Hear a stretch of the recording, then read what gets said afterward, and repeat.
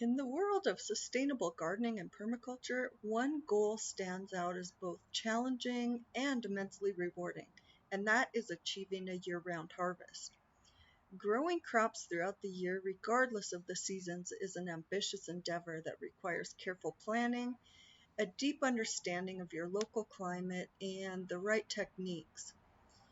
However, the benefits of year-round harvesting are numerous, and it makes it really worth exploring.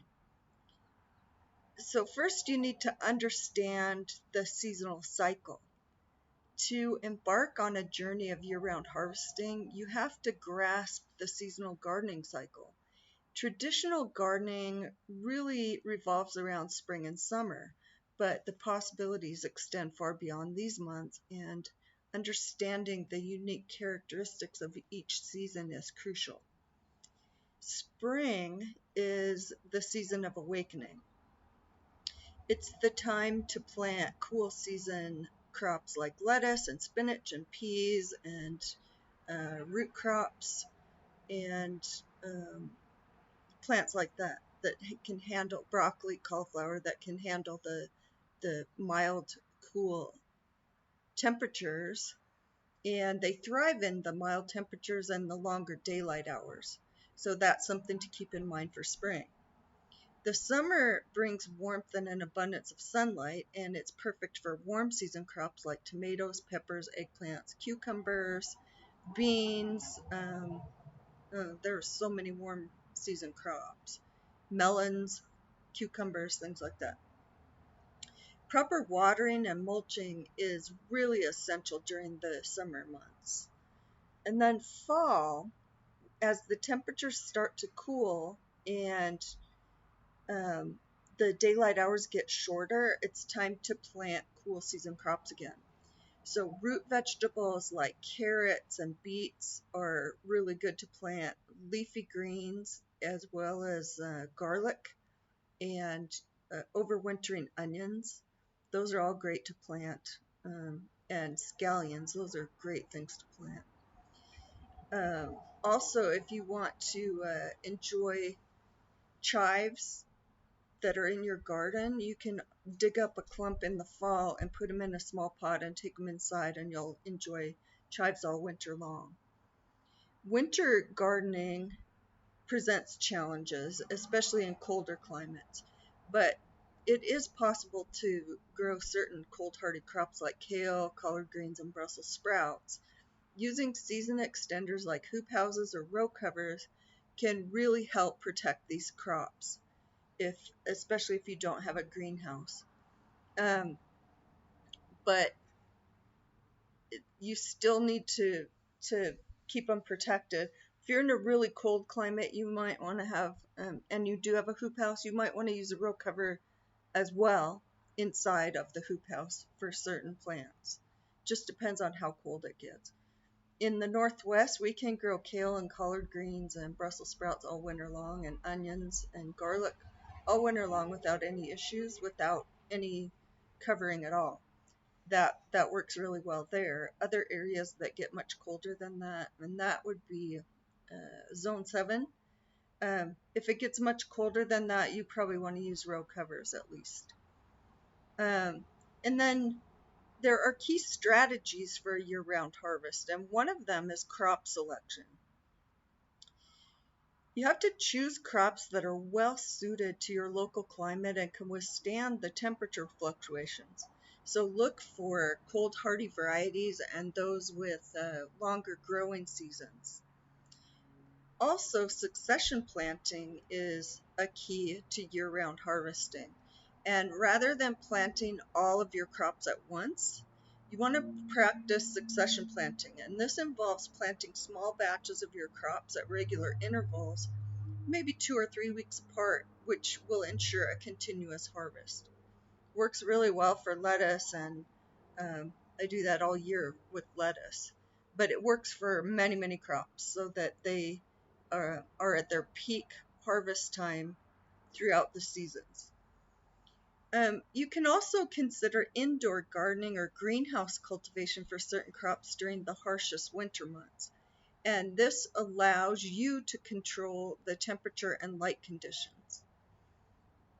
I do that. I grow lettuce inside all winter long under shop lights, and I use LED shop lights, and it works really well. I just have some wire shelving, and I plant them in containers, and I can grow lettuce, spinach, microgreens, sprouts, all kinds of stuff that you can grow um, inside under just plain old LED shop light. So it doesn't use much energy as either. Works great. And so like every few weeks I will plant a container with different varieties in it, and then I have lettuce and salad greens all winter long. And then crop protection. You can use row covers, cold frames, hoop houses, um, all kinds of stuff like that. Uh, High tunnels, low tunnels, to protect your plants from frost and cold winds. These structures create a microclimate that's more favorable for your crops. So it's really great if you have access to that, or you can just create those row covers. That's pretty effective and inexpensive.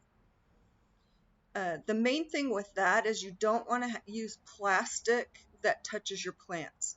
If you do a row cover, use like a rime or some other kind of frost blanket rather than plastic, because the cold transfers through the plastic, and if it touches your plants will freeze. So that's something to keep in mind with row covers. And then there's maintaining healthy soil throughout the year. So well-nourished soil supports strong plant growth and resilience. You feed the soil feeds the plant. Something to keep in mind. So utilize compost and cover cropping to enrich your soil. And right now is a good time to start cover crops for winter using winter mixes or fall mixes that have vetch or Austrian field peas or rye grasses, things like that. Those mixes are great. Also, Austrian field peas, they're a great cover crop. They fix nitrogen in the soil, and they give you lots of green manure. But also, you can harvest the tendrils of those plants and eat them as greens throughout the winter. So the tips of the plants are great in salads and stir fries, and they have a mild pea flavor. So that's an added bonus for that particular cover crop. Really like doing that. You can also plant fava beans right now for a cover crop. Those also fix nitrogen, and then in the spring you'll have fava beans that you can harvest and eat. Water management is also key, and you want to be mindful of water use, especially during the dry seasons.